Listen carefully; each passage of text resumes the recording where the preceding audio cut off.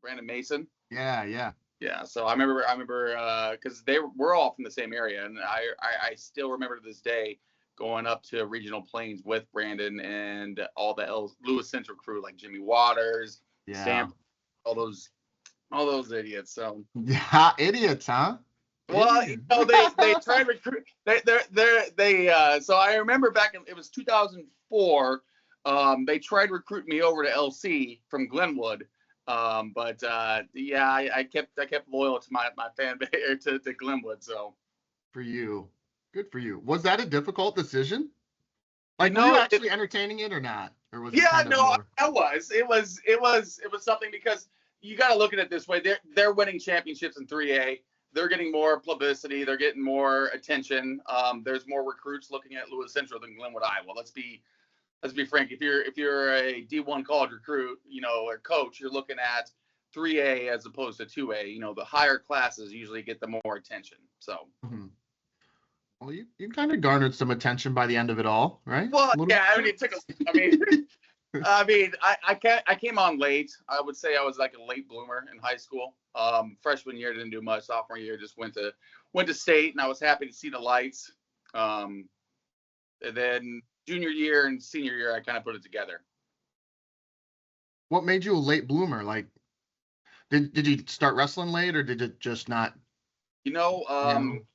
I think puberty hit me differently at around 16. Yeah. Um, so it took. Let's see here. I mean, I started wrestling. I mean, we moved to Iowa when I was in second grade, and I started wrestling right away. Kind of mad at my parents because I thought wrestling was like chairs and WWF, Hulk Hogan, Yeah. all that Yeah. stuff. For some reason, when I went out, I went there. I'm like, kind of pissed off. There's no chairs. There's no masks. So, Yeah.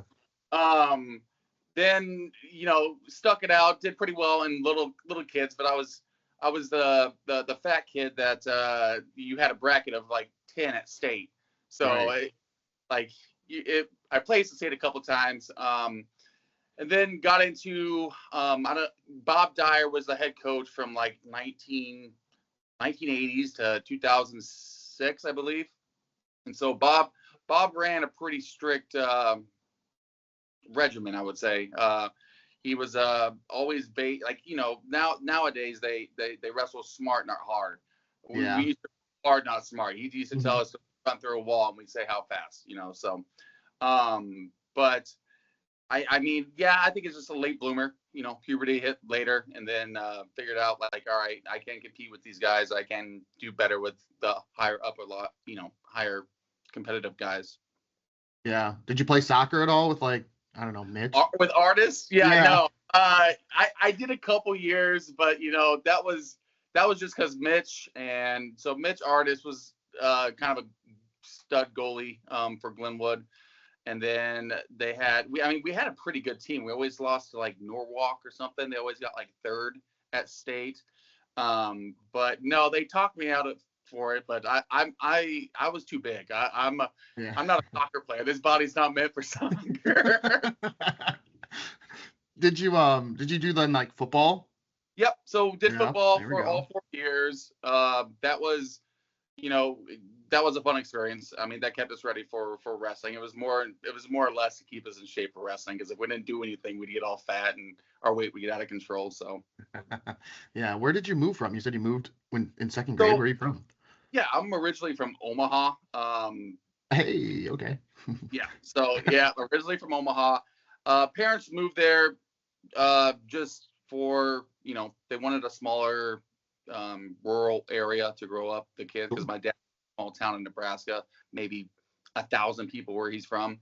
So Yeah. he wanted a smaller rural area for us to grow up in. And, I liked it. I thrived in it. I like the feel of the small town. So, Yeah. And were you 2A the whole time you were there? Because I yeah. know So, at times they've fluctuated.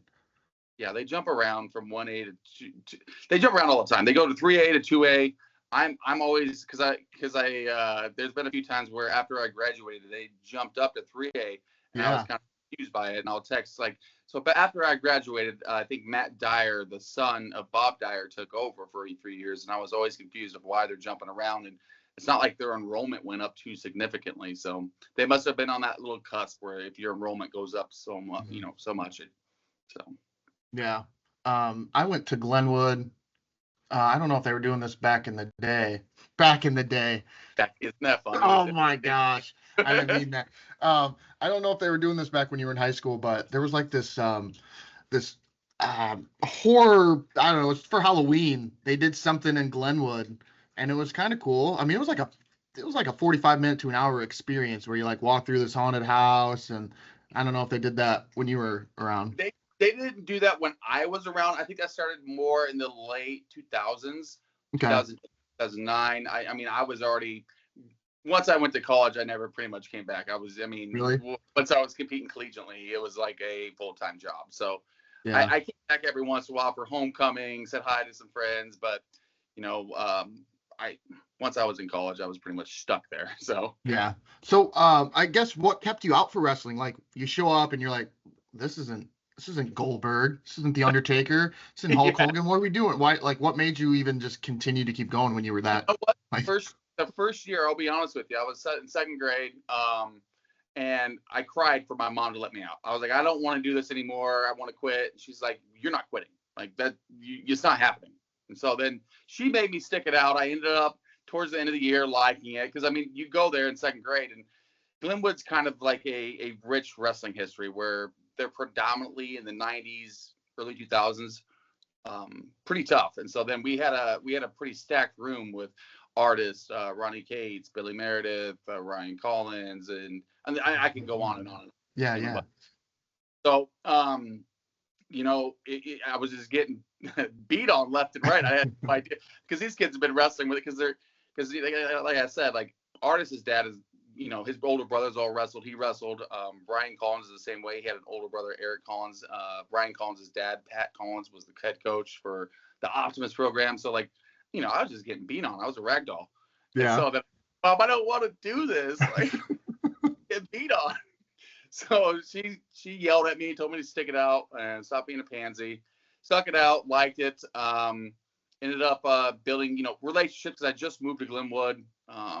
So pretty much friendships pretty much kept me out for it. Yeah. And then did you do the whole like youth circuit of sports? Like, did you try kind of everything? Yeah, I dabbled in everything. I wasn't, nowadays they try to stick to one sport. I don't know if you see that a lot, but a lot of people try to stick to that one sport, which I'm not going to say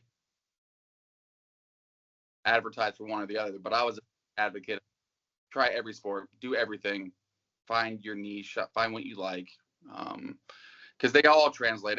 Every movement from football to even soccer. I mean, everything translates. All the body awareness, everything. So I'm a big advocate of letting the kids do everything they can, and eventually, I mean, nowadays they just in high school they pick one sport and stick to it. So It is. Yeah. Was there another sport that stuck out to you that you really enjoyed, or another extracurricular, I guess? I mean, football, of course. I was always the striper. You remember the stripers in football? The striper, no. So stripers, you'd have a red strap or like a red stripe around your head, and you were too big to run the ball, so you couldn't. What? You were we had stripers when we were young, and we called them the stripers. And I was for lack of better terms, I was the fat kid, and I couldn't get the ball, and I always wanted to be like the fullback or the running back. And they're like, no, you're too fat, you can't get the ball. So they just, I guess, assumed put you on the line. Yeah, they put me on the line. I was DN, and then because Glenwood was small, you'd play both. You'd go offense and defense. You didn't have and so then you just get I mean, when you're young, you didn't care. I mean, in high school, your body took. I mean, to this day, I'll say this: like football. I mean, I completed collegiately up until I was 23 in wrestling. I was never more sore in football than I was any time in wrestling. So football was a different kind of sore. Like you woke up and I could barely move. Yeah. Different ballpark. Did you ever get a carry? Oh yeah. So eventually I transitioned into like, so in little leagues, Pop Warner football, they didn't give me the ball. I was the fat guy that would block. So that was the meat shield is what I called it. So Eventually in high school, I hit a puberty and I grew up to 6'1", and they're like, all right, well, we're going to put you in at fullback. And I played linebacker. And yeah, eventually I got the ball, but I wasn't as shifty as I thought I was. Yeah, I bet you were so excited when they were like, Copsey, you're in. Like, woohoo! Like, let's go. You wouldn't believe. Yeah, no, it was an excitement. And then I remember my first run. It was a 32 trap. It was right behind the center, and to this day, the first run I fumbled the ball. Oh, no way. Hey, Copsey, get over here! And I'm like, here we go. Did you redeem yourself though? And I did. I ended up having. It was against Lewis Central actually. I ended up having over 100 yards. They kind of beat the dog piss out of us that year. It was at LC.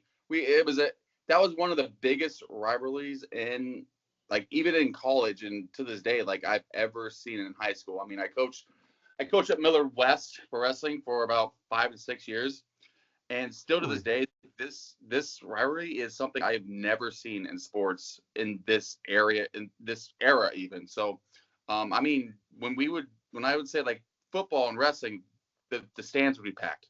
The KETV News Watch 7 would be there. It was wild. I think maybe due part to the amount of athletes they had. I mean, the Stamps, Brandon Mason, you had Waters, you had Artist, me. I mean, the amount of, and then you got to put it into account, like, there's Scotty Hazen up in Underwood.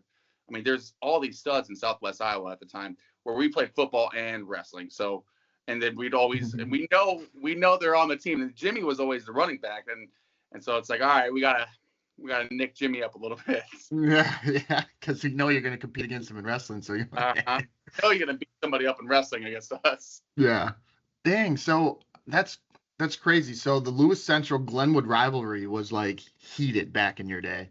Yeah, I still remember it was. Wow. It was a 2000.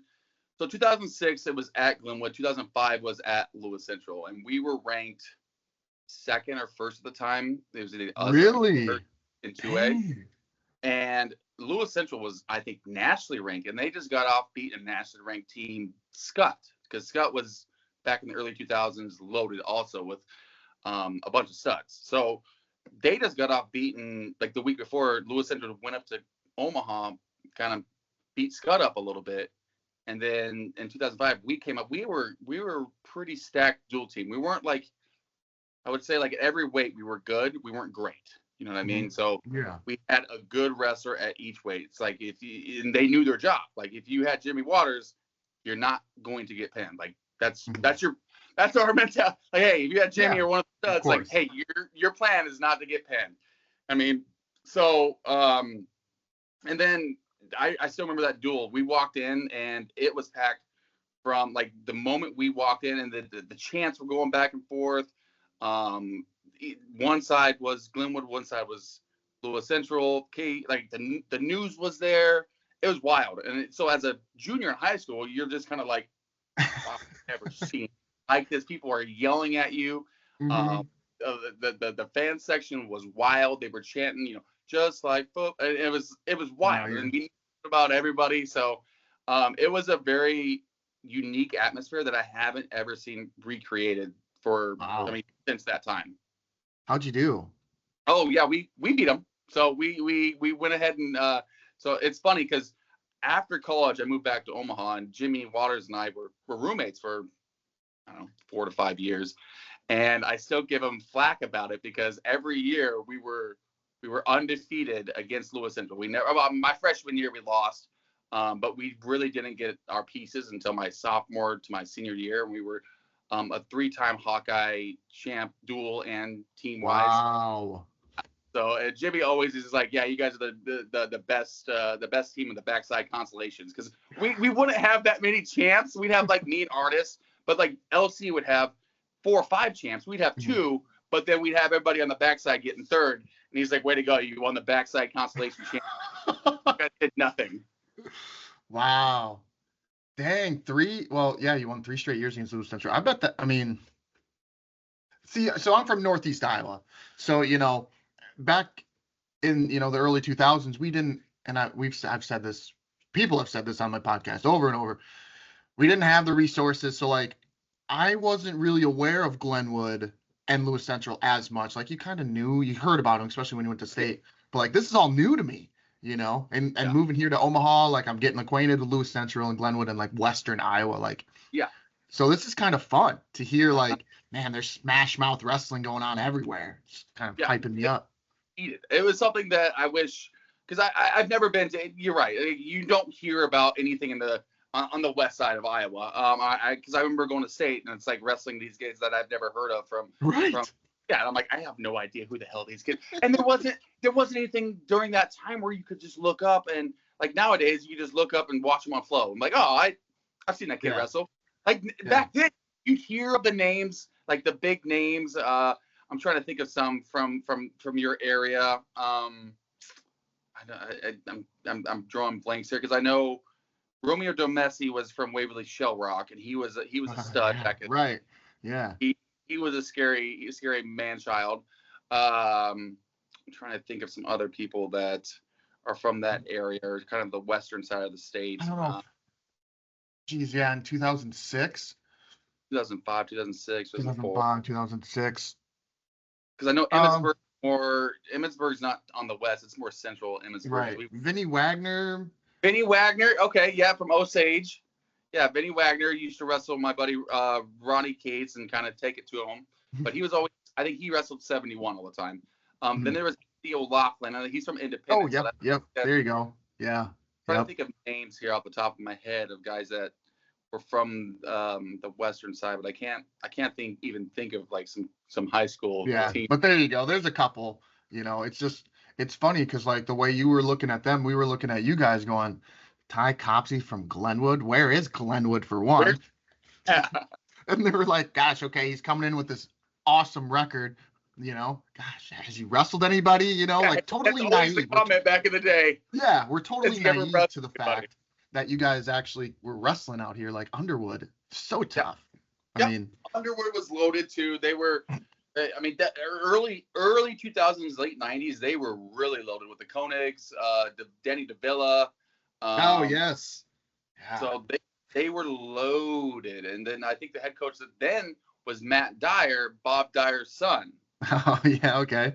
So he had a handful, and I think the Underwood ended up getting second or third, somewhere around there, with Matt Dyer. But during that era, Southwest Iowa was pretty loaded.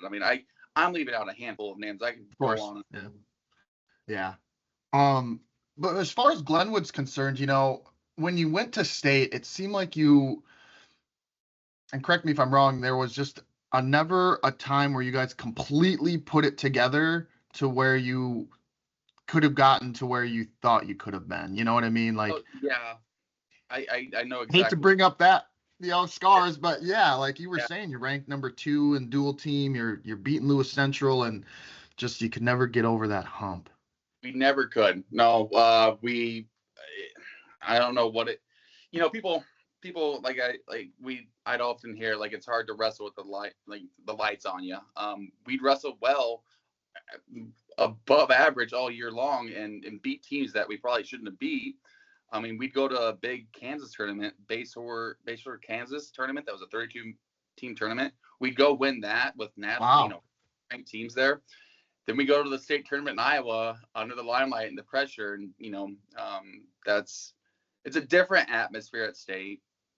And I think we mentally, physically, we were there. We were probably one of the best in team shapes in high school. Bob ran us wild. He made sure that we might not have been the most technically sound, but we were brawlers. Like we came to fight, or as Jimmy Waters would say, we played the edge well. Oh God! So coming from a baseball player. Yeah, right. That's like easy. So, I would say it was the pressure. A lot of kids, 15, 16-year-old kids didn't know how to handle the pressure. We went into state knowing that we were. Because sophomore year we came out of nowhere. Junior year people knew about us. Senior year people knew about us. Senior year we had 3 in the finals. It was me, Mitch Artis, Ryan Collins, Mitch had a stacked weight each year. I think he was one of the better wrestlers not to win a state title easily. I think his senior year, he had obviously Justin Kerber, who went on to wrestle at Cornell, I believe. Yeah. And still that match is one of the craziest matches. And then the match there's two crazy matches. I remember him in the state finals with Justin Kerber, and then the sophomore year matchup between him and Waters, and Jimmy. And that was a wild match. So at state though, I just think the pressure, got to a lot of our kids that were supposed to place, fifth through third. Cause we had a handful of kids. I mean, we took 13 one year. I think it was my sophomore year. You guys took a lot to state. You guys would bring a bunch. We took 13 sophomore year, 10 or 12 my junior year. And then senior year, we were more of a tournament team. We'd have because we'd have me, like I said, Mitch Artis, and Ryan Collins win just about every tournament. And then we'd have, I think our weakest team was probably my senior year overall dual wise, but tournament team, we had a pretty stacked team. But then again, we had just kids that couldn't put it together. I don't want to name any names because that's fine. Yeah. I look back and I think it's like, if he would have done this, or if he would have placed here, you know what I mean? So yeah. I'm not names, but there are things that heck, I could have done more. I could have my senior year, I made it to the finals, but I didn't get a pin each time. So there's always something. If you do your job and you win, you should do well. But we always found a way to choke under the pressure. So. And also, I guess other teams rose to the occasion and outplaced their seeds and what their expectations were. So, it wasn't all just that you guys just wet the bed, other teams also, it was kind of a combination. I'm sure that doesn't make it any less painful to kind of think about, because you guys were, again, doing this and talking with Mitch Artis and learning more about Glenwood. And I was there for a tournament for our high school team, went there for a tournament, seeing all these names. I'm like, wow, I had no idea. Like, I just kind of forgot, or I was naive, I was on the opposite side of the state. And you had no idea. I had no idea. Yeah. No. I get it. So, but for you yourself, interestingly, you went 0-2 as a sophomore. And then all of a sudden you find yourself in the state finals. I mean, I know you said puberty, but was there at least a little practice being put in there too? Yeah, no, there was a lot of practice. I mean, over the summer. So after my freshman year, it was, I was maybe a 500 wrestler, maybe. Still haven't hit puberty. I was short, not even 5'8", and then I grew up my sophomore year. I think the more I think about it, I could have placed my sophomore year, but it's like your first time at state. For sure. Under the lights, the pressure, it was kind of like, oh man, there are all these big names here that you can remember. They're gonna go for the 4-timers, and so, I mean, it was a lot of pressure. And then so my junior year, put it together pretty well. I mean, you were also wrestling 189 as a sophomore. Yeah, that is true. I mean, I was just I probably wrestling 189 as a 178-pound soaking wet too. Really? Yes. Oh, because Ronnie Cates was there at 71.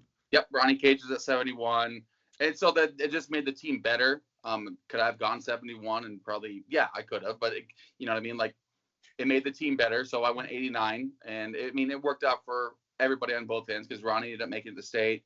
And the funny that he wrestled Vinny, I think, round 1, so it was like, all right. He had Matt Reese from Albia. Was it? He had Matt Reese from Albia. He wrestled. It might have been his junior year that he wrestled Vinny then, because I know it was one year at state he had Vinny Wagner. Might have been his junior or senior year. I can't remember. But then my junior year, and you're gonna probably call me out on these because I don't have any of the brackets. I don't remember any of the brackets. My junior year, it kind of fell together pretty well. I think it was, he's from Sioux City, Heelan. He was an Iowa State recruit. Joe Curran in the finals. And I wasn't a very big 89 pounder my junior year. I didn't in the summer. Artist and I, and we'd go wrestle everywhere. I mean, we'd be in Clarinda. Really? We'd be. Massey had so it's funny I say this. So Massey had, he'd have like open mat. All right. Mhm. And so open mat would include anybody from, and it was wild because I still remember telling all the kids this that I coached, like, we didn't really have like organized wrestling. It was just, they'd open up.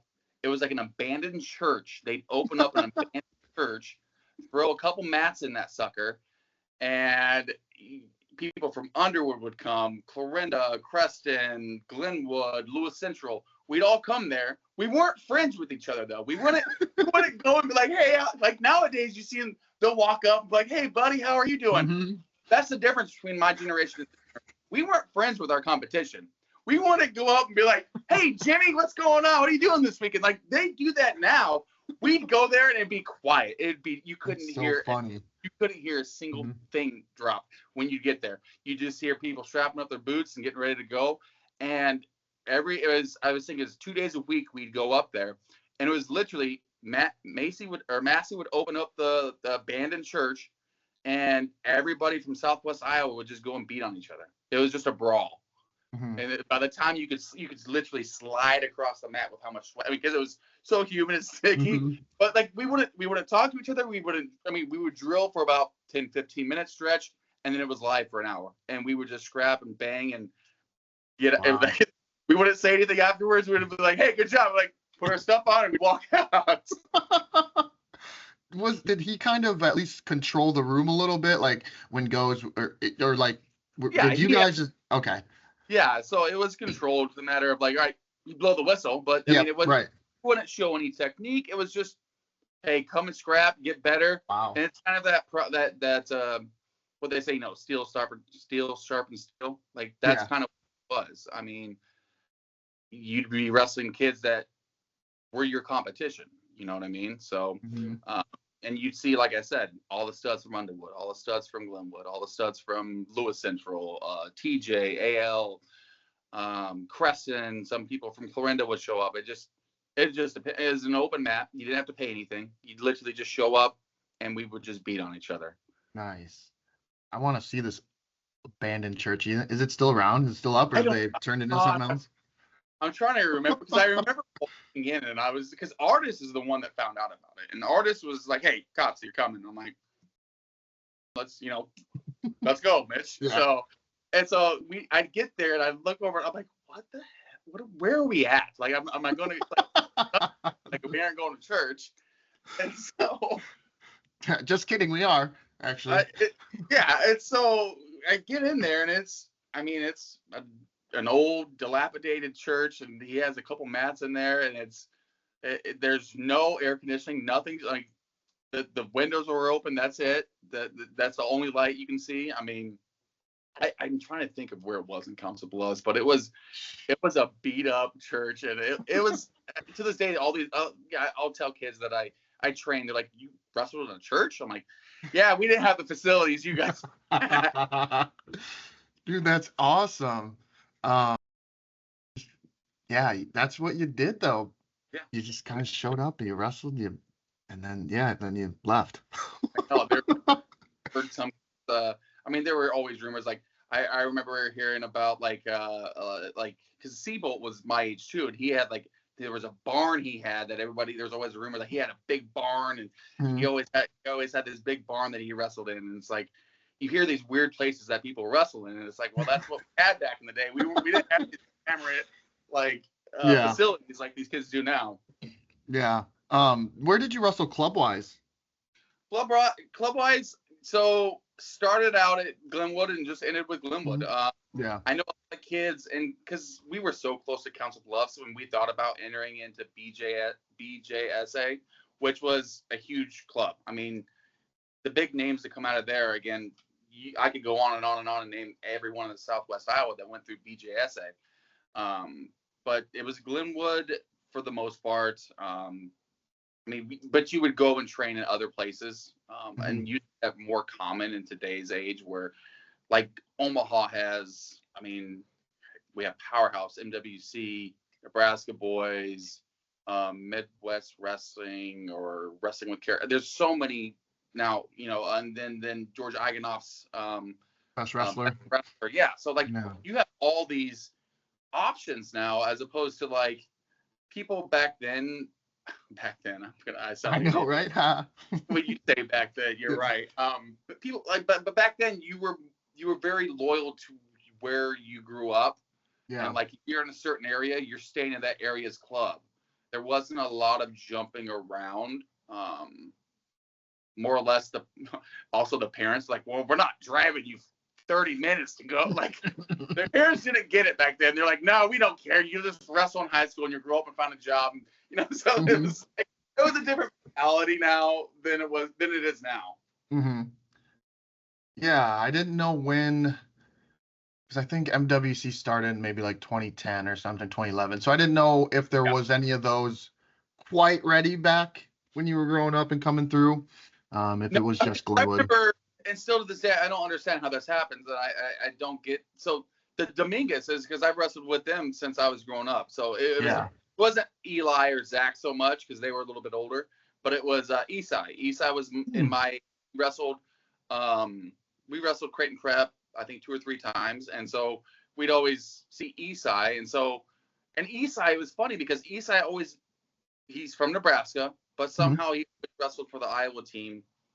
And I didn't understand quite. I was like, how the hell is this Nebraska boy representing Iowa? Which I didn't care because he was a stud in Greco. So I was like, all right, let him bring more fame to Iowa. Yeah. Huh. Yeah. I wonder what, and I'd have to talk to Zach, what the scene was like for Nebraska at that time. Like, because I mean, Iowa has back when you guys were coming through. I mean, we won the junior nationals.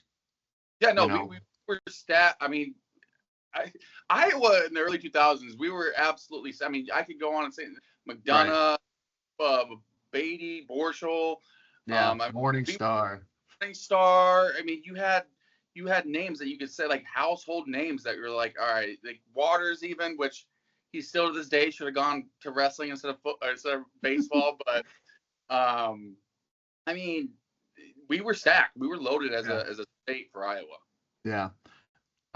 When did you start looking at wrestling at the next level?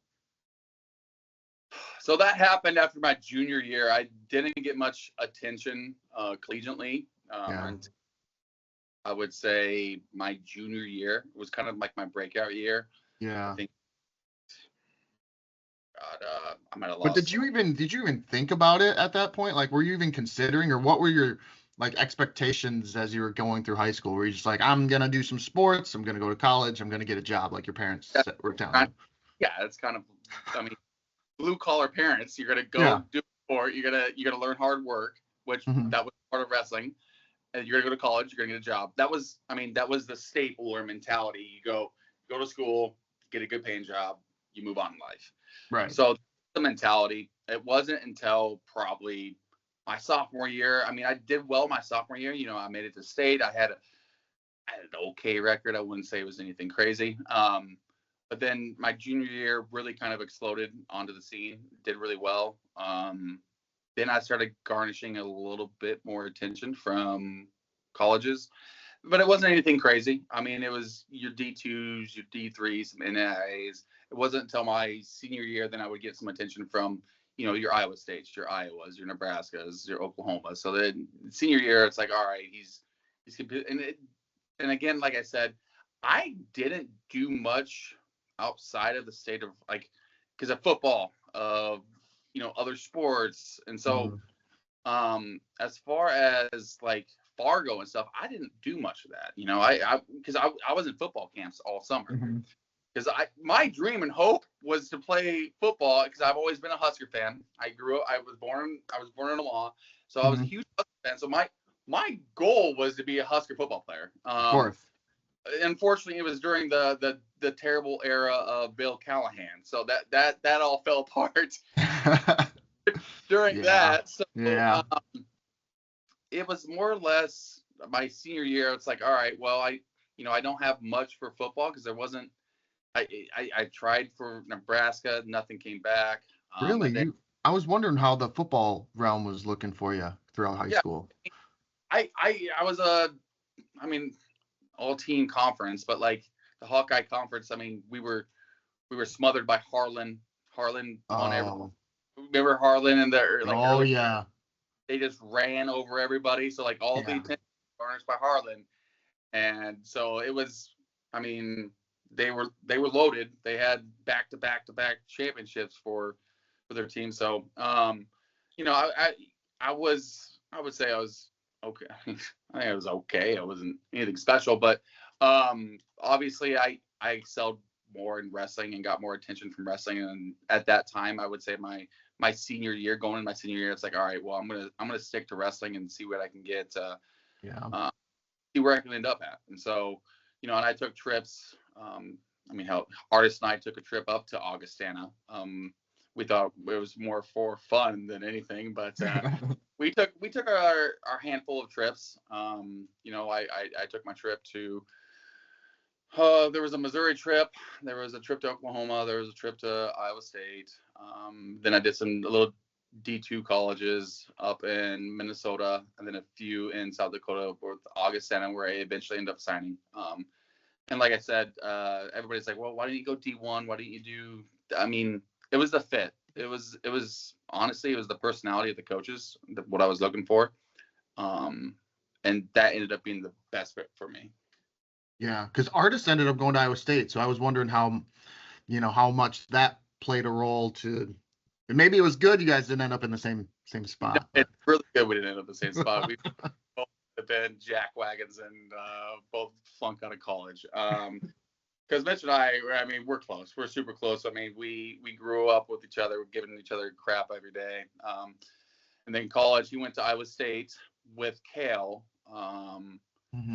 And I think that was just a rough transition for him, meaning like going from being the top dog at Glenwood to transitioning to Iowa State, where there's all of them are talking. I think that's back when Kale was bringing in. I mean, he had Varner there. Varner was probably beating on Artist, which doesn't help with the ego. And again, I went up to Augie based on my decision of like it's just a better fit for me. And Jason Reitmeyer, and at the time Tom Meester was the assistant coach, and Tom Meester was a man upon boys. The guy, yeah, you're getting beat up by him probably. Yeah, the guy looked like a Greek god, but I was like, you were created in a lab. You were made for wrestling. So I mean, but yeah, no, Tom, he beat the brakes off me for a good 5 years in college. I mean, there's a couple of times I scrapped with him and got him, but it was every blue moon where you'd walk out, you'd be like, I got him. But Tom was a big decision in going there too, because I mean he's competing with in the worlds with the top 84 pounders in the world. So I was like, this guy's going to make me better. This guy's going to push me. So that was another big decision. It wasn't Reitmeyer's mustache. Oh, you know what? He didn't have that back. So back in the day, he wasn't a stash rider. He didn't ride that stash out all the time. So yeah, he was. I mean, it was more of like 5 o'clock shadow. I think it's him and Chisholm that because they look like father and son, right? Like because they really look like father and son, and so because they're kind of like they have that red complexion to them. They got that red hair, and so he didn't have that mustache per se, but trust me, he'd beat on me every once in a while. But again, I got too big for him once I hit the college weights. I mean, I left high school weighing like 189 soaking wet, and then I got to college after a year of college weights. I was up to 240. Yeah, I ballooned up. I had a frame on me, and I hit them college weights, and man, I ballooned. Well, then how'd you get down to 97? It wasn't fun. No. No. So my first year, we redshirted. That was kind of the plan.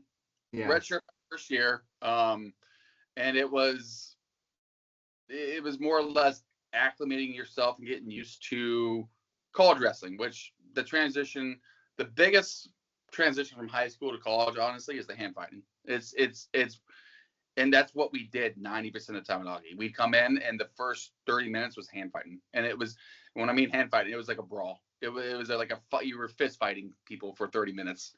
So you were already drenched by the time you started drilling. So I started out at 89 or 84. I'd cut down from, because I probably weighed walking in to college 200 pounds, which that's not much of a cut. I mean, that's me full-fledged eating all summer, doing whatever you want, right? Eating whatever you want and throwing down Twinkies. So in college, though, I mean, it wasn't hard to lose that weight because, I mean, we practiced 3 times a day. I mean, there was times where we'd have 7 o'clock, 6 o'clock runs. And then at 10 a.m. we had chapel hour at Augie. But we were kind of like, hey, look, you need to come wrestle a match. So we'd go wrestle a match at 10 o'clock from 10 to 11. And then at 4, we'd have practice. So, like, we'd have 3 days every other day, every single day, where it's either swimming in the morning and swimming was a nightmare. I gained weight during swimming. I would be out. Oh, yeah, it was terrible. I'm a swimmer. I got there. And I'm literally, you see me, like, because he'd throw like a medicine ball at us when we tread in water and you have to keep it above. I'd catch it. My head would go under, but I'd keep the ball above. I'd be drowning. God, you throw it back up before you kill yourself. So, I mean, it was going from 84 to 197 was a big jump. Because then I ballooned up over the summer where I kind of stayed at Augie. And I did the college workout every single day. It was lifting weights every single day. And ate right. We, did all the right things in college. Really, it comes down to your nutrition in college. A lot of kids will make it or break it off of your nutrition. I mean, if you go into college and still eat what you used to eat in high school, because I remember a Mountain Dew or 2 every week during high school was no biggie. That stuff was cut out in college. You couldn't do that and maintain weight, and not just weight, but just your shape. So yeah. Well, before I forget to mention it, you say Tom Meester, born in a lab, but you have one more trophy than he does behind you. Yeah, I do. Well, you do. So there's a little ambiance to that. We joke about it all. What? And so I kind of flip and crap about it because, he's a couple-time national champ. And I was like, hey, well, these four trophies behind me look a lot better than just 3. So yeah, it's flip and crap about that. But his was because, so he would have been a 4-timer, or possibly a 4-timer or a 3-timer for sure. But he ended up getting an infection at regionals, where they disqualified him and he was ranked number 1 going into regionals, was beating the brakes off everybody, and they disqualified him because he had I don't know if it was a staph infection. I don't want to miscue what it was, but it was something that he didn't pass skin checks, and they DQ'd him from the regional tournament. Oh, no way. Crazy. Absolutely. Then that's the reason why he wasn't possibly a 4-timer, is because of that. So I gotta be nice. I gotta tread water carefully when I'm like, hey, remember the time you weren't a 4-timer? So you gotta play the waters there. Yeah, I guess. Okay, whatever. But yeah, you're right. There's 4 to his 3. Yep. Yep. So you must have been pretty prepared then, because it sounds like you were, to come in right away, to have success, be an All-American as a redshirt freshman at 197. Before I get there, Augustana was having success. Like, I don't want to make it seem like Augustana was just a dart throw. Like, they get second a few years before you got there. Like, they were good. They were loaded. Yeah, no, they got second to UNO a few years before I got there. Yeah. That's where I kind of heard of them. Right. And I still take it to this day on the chin, where UNO, they didn't take any time to recruit me, and I'm 20 minutes away from them, and I took it on the chin. So I took it personally. So UNO was like my number 1 team I despise the most, because I'm in your backyard, and I didn't even get a phone call from Denny or any of the, Higdon, Ron Higdon. Right. No one even gave me a phone call. So I took it on the chin a little bit. Granted, they had Bryce Boehm and Austin Boehm from Iowa already committed to wrestle for them. And then they had Jacob Mars, who was from Kansas, who was another stud that they had at 97. So they already had their upper heavy, 84, 97 filled up. So they probably thought, we don't need this Copsey kid. So, Augie was it was Augie. It was it reminded me of a lot of the Glenwood LC rival with Augie and UNO. Like, yeah, we didn't like them. They didn't like us. They beat the brakes off us a lot, but fun fact, I never lost to a single UNO guy, and I still stack every single day I see him. I'm like, hey, because I had a pat move. I would slide people by. That was my move. It was a slide by. Mm-hmm. It was a slide by or front head. So don't touch my collar. And I still remember this day at UNO, don't touch his neck. And it's like, someone's going to touch my neck and they're going to get. So UNO and Augie were, pretty big rivals. My 84-pound year, my redshirt sophomore year, I would see Austin Boehm doing well because he was a true freshman and he was the same age as I was. He was a 2006 grad. And so then this first tournament at 84 is at Daktronics, which is in Brookings, South Dakota. Mm-hmm. I wrestled Austin Boehm and beat him there. And so then I see, yes, beat the UNO guy. But then he goes on to get second that year as a true freshman. So I see that as a freshman, and I'm like, I'm winning. I'm going to be a four-timer. Like, this is all right. This is going to be this. I mean, in my head, being a cocky, arrogant 19-year-old, like, I'm going to win it all 4 years. It didn't work out that way, but you know what I mean? Like, you see that, and you're like, oh God, I can do this. This is the kid I beat early in that year just goes and wins it all. And then, Daktronics was a nice scope of things because you see kids from Iowa State, you see kids from Nebraska, you see kids from Iowa Central. I wrestled John Bones Jones there. A couple. What? Yeah. Really? Yeah, that was the year. I mean, it was my John Jones in the quarters.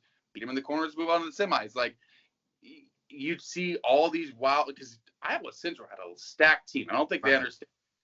They were loaded because they also had Kobe Covington, who's now, like, he was loaded. He was stacked up there. And so they'd have a stacked team to bring. Nebraska would bring in their, their starters or people that are competing to start. So Daktronics was really eye opener, and it was a tough tournament where Minnesota would bring their studs too every once in a while, and so it was a fun open. But then transitioning from 84 to 97, that was a big jump, and you're probably thinking like that's not that much of a. But when you go from like 84 to 97, you're thinking of the guy cutting down from 240 down to 97. While like I was wrestling men my first year. At 97, like these were, I looked nothing like them at all. Mm-hmm. So, yeah, I mean, I'm just picturing, like, just imagining. All right, I'm looking at 197, and you see, like, I'm visioning like Jaden Cox and AJ Ferrari, like those size of people, and then you look at 84 and what those bodies are like. I mean, it's different. You know, it really, because those guys, you got to think AJ Ferrari. That guy probably walked. I mean.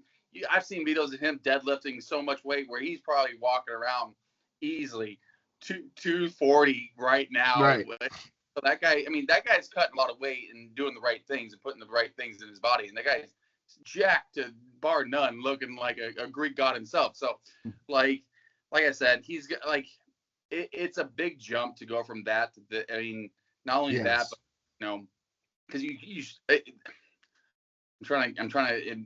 Like compare 84 to 97. Yeah, it's a big jump, but at the same time, like you do get your 84 pounders where you're like, all right, how is he making weight? Because like Tom Meester with 4 pounder, where I'm like, how did you ever make weight? Because you look like a 97 pounder. What do you say? How did he make weight? Well, he has these little chicken legs that I make fun of him about. Like, there it is. Okay. He's got these little chicken legs. I mean, granted, from the waist up, he's built like a Greek goddess. I mean. But I got the thighs and everything else on him because he's got these little ankles, and so that's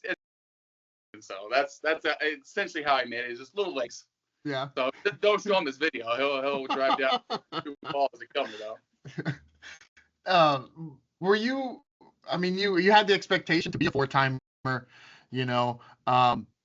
But when did it start to set in that like, because I mean, there's a difference between like, oh yeah, as a cocky Yep. kid, but then there's like, okay, I'm believing it. Like, yeah, this is gonna happen. This is something that can happen. You know what I mean? Like, there's a little bit difference there.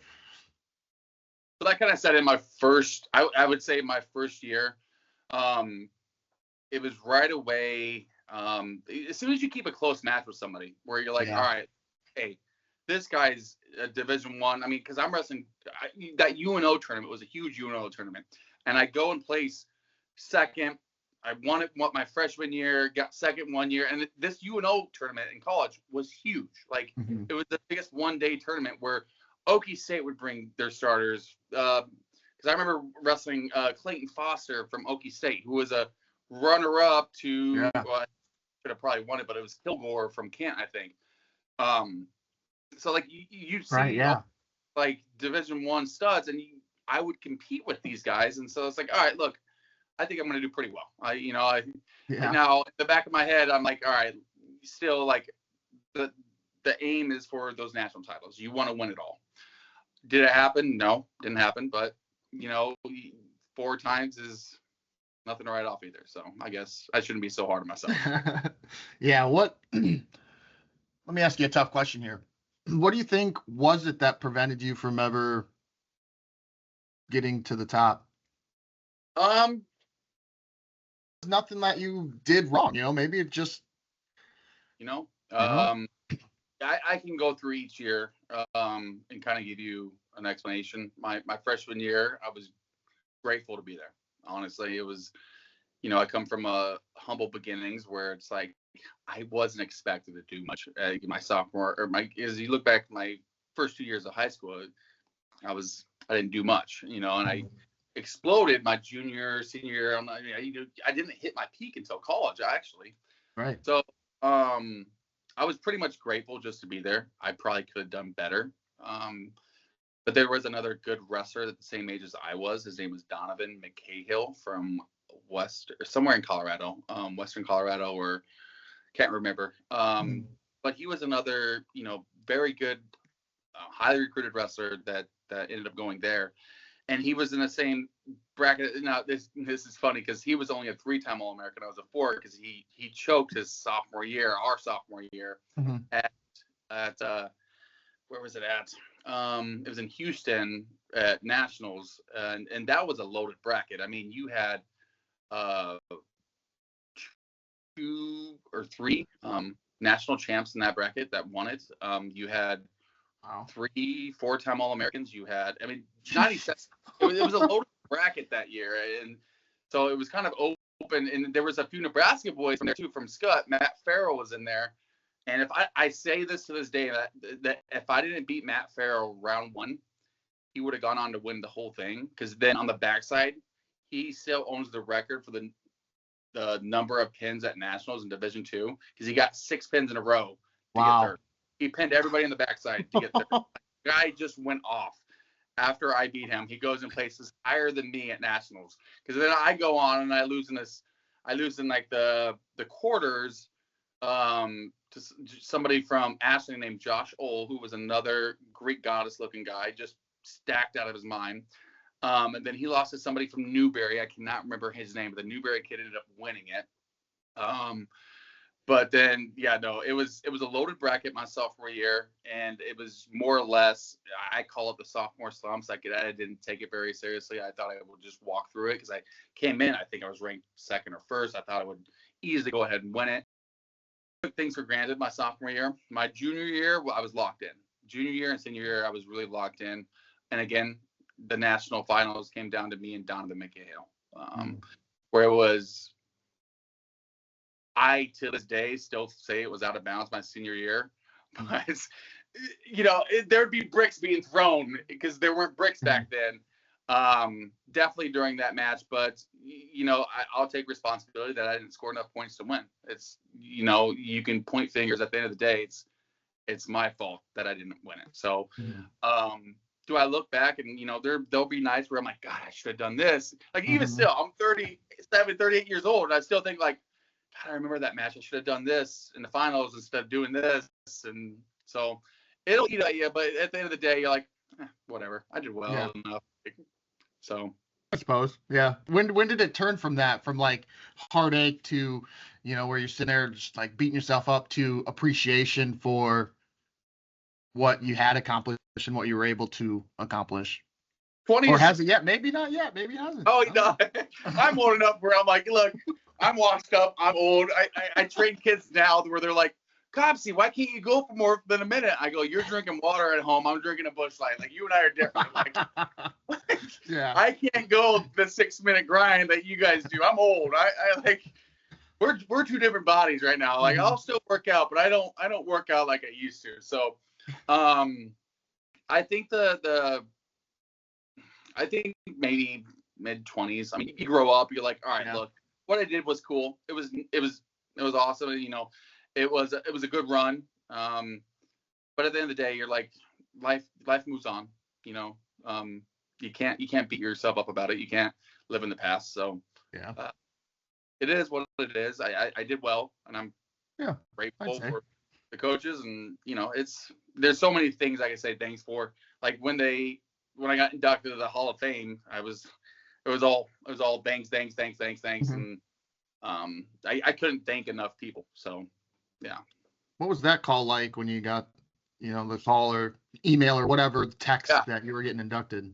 Yeah, that was really cool. I was really, I had no, I was mid-30s, Right.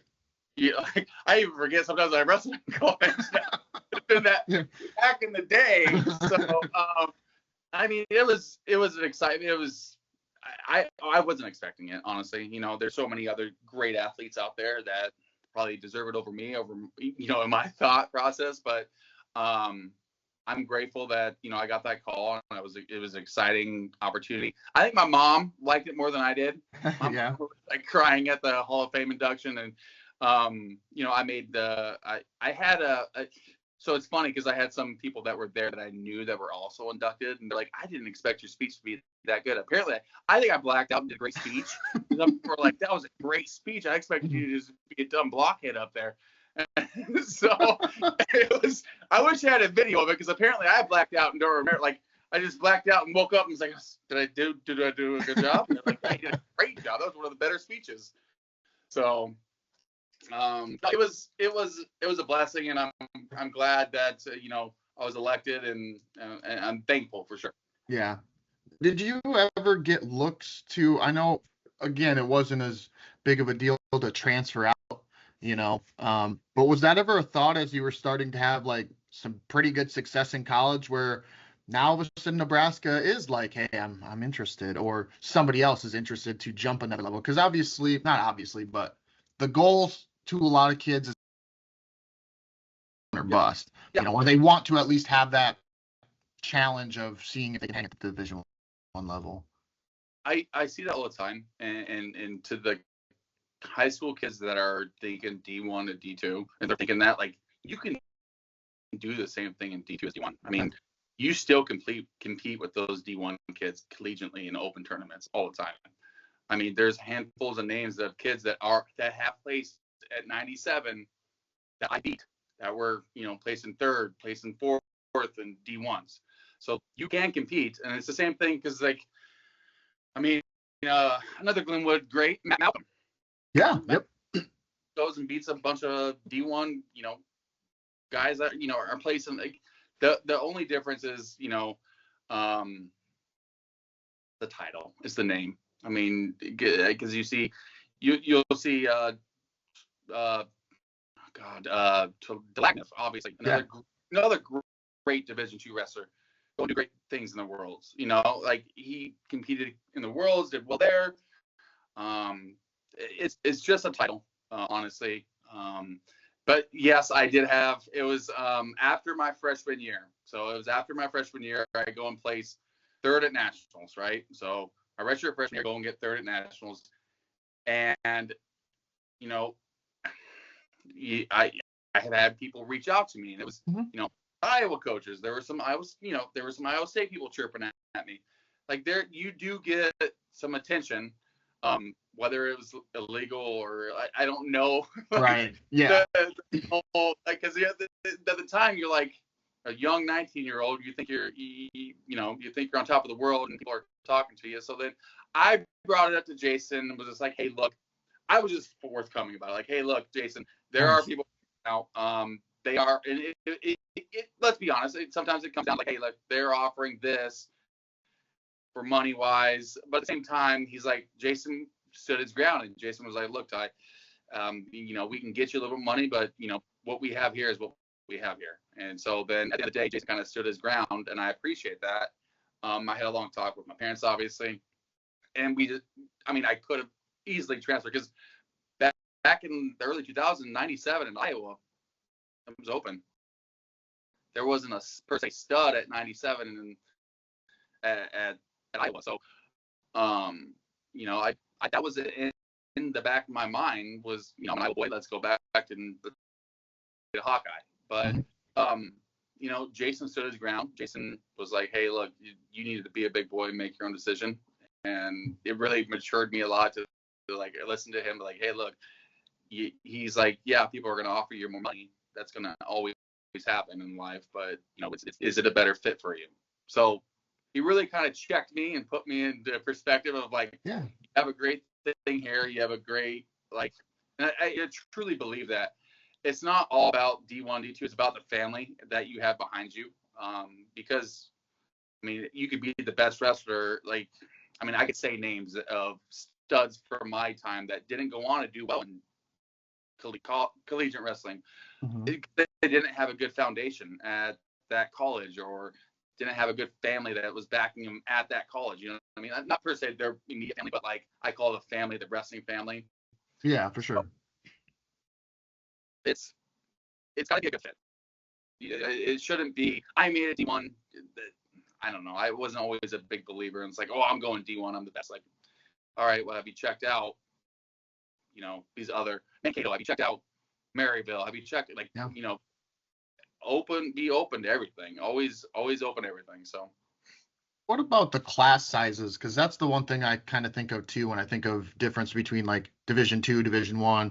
I went to the University of Iowa right out of college, or right out of high school, yeah. And I walked into 300 people. But then I went to Upper Iowa a couple years later. I walked into a class of 20, 30 people. Yeah. That was a big shock.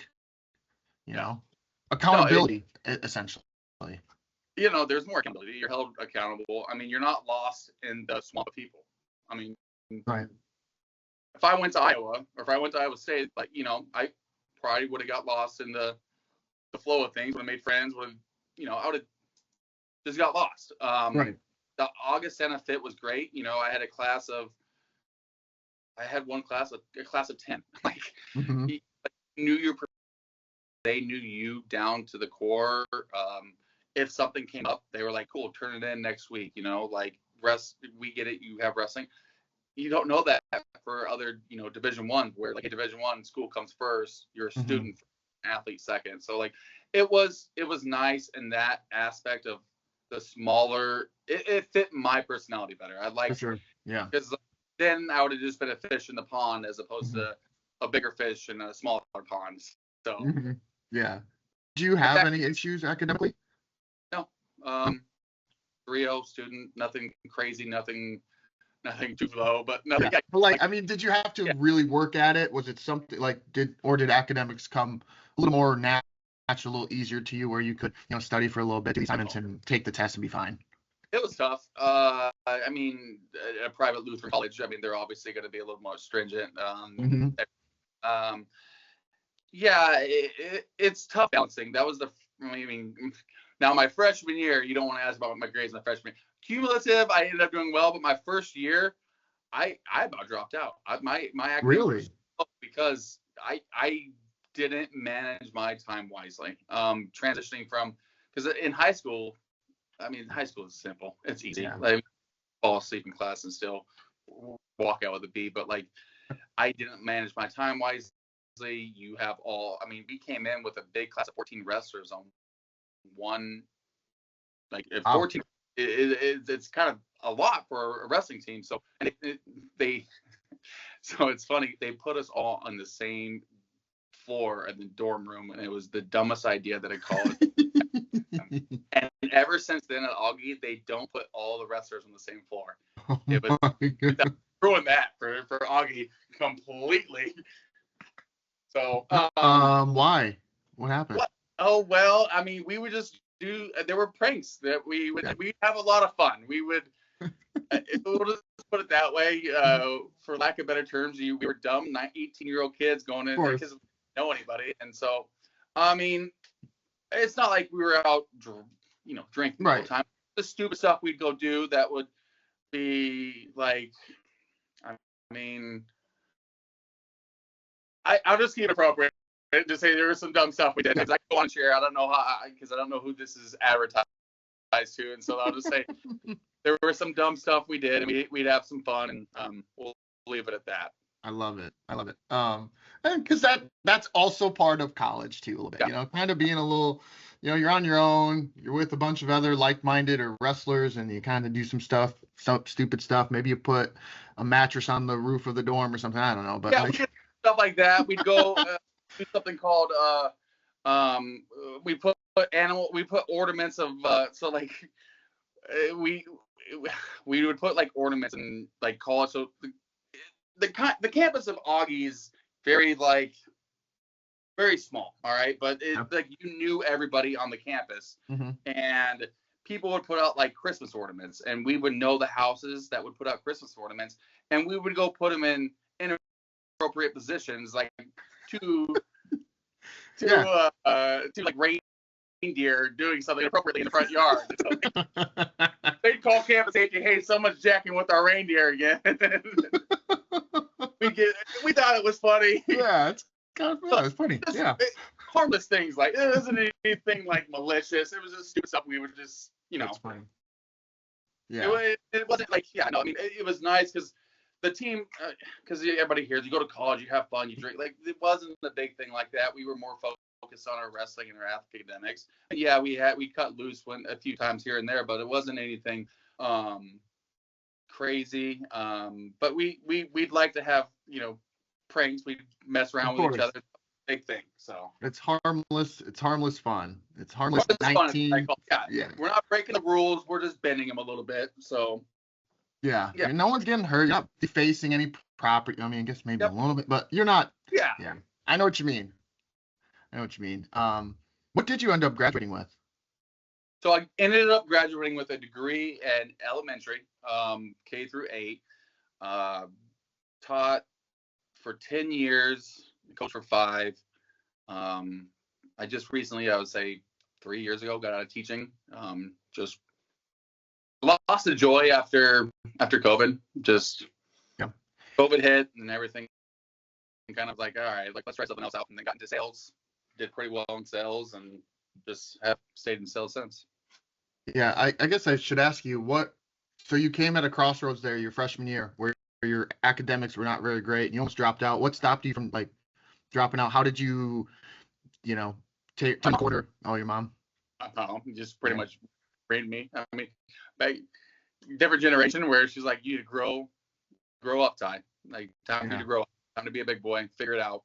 And so mom, dad kind of pushed me to grow up and figure it out because they're like, look, we'll cut all ties. Like, you're on your own now. You're 18. Like, we aren't going to support somebody that's, not trying or at least giving effort. So, because, mom and dad did help through college a little bit here and there. I mean, most parents can honestly attest to, like, trying to help out. I mean, they flipped me because, I mean, most of it came through financial aid, the FAFSA and all that stuff. But, your parents will help you out when you're in a tough spot. So, I'm grateful for my mom and dad always being there and always, Michelle and Ron were always there to make sure that I had a roof over my head, and at the same time, they'd have a swift kick to the ass if I did something dumb like that. So they're like, all right, time for you to grow up. It's like, you're an idiot. I need to do better. Yeah. So what did you do differently? Like, did you get a tutor? Did you just start actually maybe applying yourself a little more? Like, what kind of changed there? It's the application, 100%. Yeah. Like, if you flunk out of college, it's all based off of your effort and application. It's not that you're not smart. Anybody can go to college and finish a degree. It's just all about perseverance and applying yourself. Anyone can do that. It's just a matter of applying yourself. And I was just honestly just lazy and not doing things, not showing up to class, just doing the stuff that you shouldn't be doing. Along with that, Reitmeyer kind of kicked it into gear, and he's like, "You're going to be in study group." You didn't want to be in study group because so it was after practice every Monday. In study group, it was always based on your GPA the like semester before. And so then I got stuck in the study group, which is a 4-hour study group on Mondays, which you did not want to be a part of because Reitmeyer would sit there and make sure you're actually doing, like, he was there. And so then it was miserable because it was like, I don't want to be here. Like, I don't want to, because like I would get myself done in 2 hours and I'd be like, I don't have anything else. He's like, well, read a book. And I'm like, what? Gotcha. Yeah. I mean, I feel like that's a pretty common story of, you kind of get a little bit of leeway. You go to college now. Yeah, I did that at Iowa. I don't have to go to class. What? It was like a revelation. I'm like, no one's telling me. Like, in high school, your mom's like, or dad, obviously, yeah, go to class, go to school with that. But in college, you're like, no one's telling me to go. I don't have to go. No one's gonna get mad. Just hang out. Like, what am I doing? Yeah. Come on. Yeah. I took the other route where I didn't go back until a few years ago when I graduated Nebraska. But yeah, so props to you for, because you could have still went the other way. You could have went like, and a lot of kids. Yep. Yeah, I'm done. Yeah, I've seen a lot of kids do that. And so like we had 14. I think we graduated with 7. I mean, you'll see kids leave and drop out. It happens all the time. It is like anything new. But yeah, no, I am glad I stuck it out. I mean, yeah, it was. I mean, college always wasn't the most fun because then you get those essays and you stay up for finals. But I'm glad I stuck it out and persevered through it. So. Yeah, the last downer thing I want to ask you about is your senior year. You end up 4th, but you medically forfeited in that match for 4th. Was that kind of a bittersweet moment to have to? Yeah, no, do that? Was that pretty difficult? That was a tough one because I lost to Donovan McCahill because like back then they didn't see the tournament. It wasn't. They would just draw you in. So you had number 1 and number 2 in the quarterfinals matching up with each other, which is me and Donovan. And again, that's where I go back and play there was an out of it. So he took me down first, then I slid him by afterwards. It was a tight up. We ended up going to overtime. What I thought was out of bounds wasn't out of bounds on a low leg single. And I kind of stopped wrestling because I thought I heard the whistle blow. And again, always wrestle to the whistle until someone actually stops you. And that was, again, a thing on me. So then I go back to the backside after that. Ended up teching the national champ. So there was a guy from, if you have the bracket, if you're looking at the bracket, but there is a guy that I ended up not teching, but there's a lot of points I put up on this guy. But he ends up going and winning it the next year. Oh, God, what is his name? McPeak or yeah, McPeak. Luke McPeak. The guy goes and wins it like the next year, and like in fashion of winning it the next year. And I go and like, and I don't remember the score, but I put a lot of points up on him. 18-7. I did. Yeah, I just pulled up right here. 18-7. 18 points for me is a lot of points. Like I mean that's a lot for me. So and that was where the incident happened. He started getting frustrated because he was good, but he was very good. But he was kind of like he reminded me of a lot of a funk wrestler. He was like a Ben Askren. He would bring the funk. He would get in scramble situations, but I was very good at scrambling also too, to where like I don't think he was a big 97 pounder. And back then I was a big 97 pounder. And so I was able to kind of stop his funk, kind of like fat man him a little bit. And then in the end of that match, it was 18-7, and I kind of shot a low leg single. He took his other knee and literally dropped in the back of my head, and I was out, like cold, completely out. laying on the, and so then there was like maybe 5 seconds left of the match too. So my coach came in the middle of the mat. There was a big thing.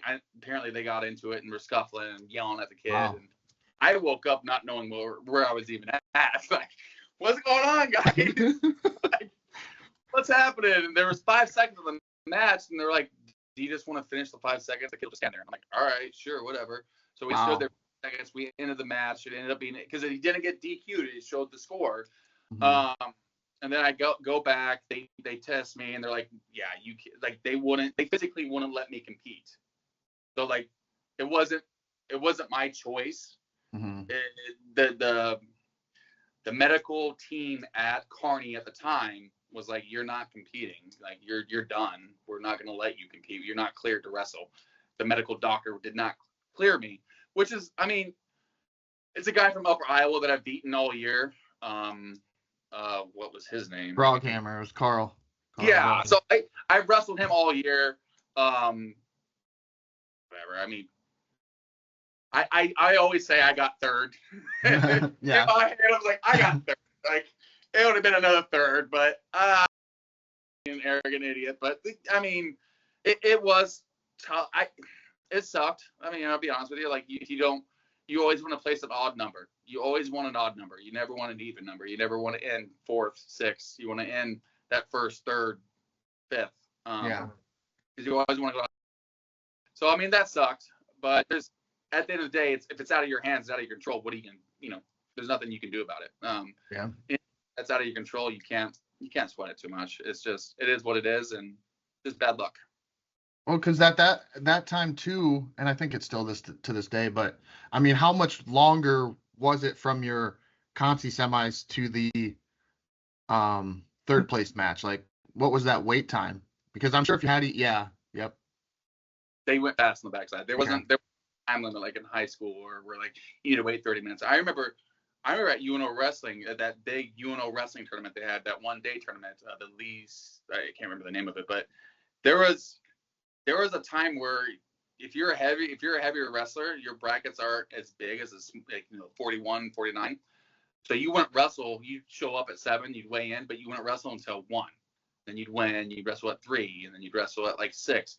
But then you start going 6 to 6:10 to 6:15 to 6. Like, you go back to back to back. No, it was crazy. Yeah, because I forget who I was just talking to the other day about Division Twos and how it's that quick, that quick of a turnaround. So I wonder, maybe if it was a little longer turnaround, you might have had a better chance to get cleared, I guess. Yeah, I mean, they ended up sending me to, like, because they're like, well, you're highly dehydrated. It's like the doctors were like surprised that I was dehydrated. They're like, we're gonna send you to the nearest hospital. I'm like, I know I'm dehydrated. No kidding. Jeez. Like, crazy. Like, a wrestler's dehydrated. Like, wild. Like, it was just like, you're severely dehydrated. We're gonna send you out to the hospital. I'm like, all right, whatever. Do what you gotta do. So. Yeah. I mean, kind of a sour ending to an awesome career, but at the end of the day, it sounds like, you've come to terms with it, and four trophies behind you, Hall of Fame. Yeah. Hasn't been too bad, I guess. No, it was a great ride. It was a fun ride. Made a lot of friends along the way, and I mean, there's not much more you can ask for.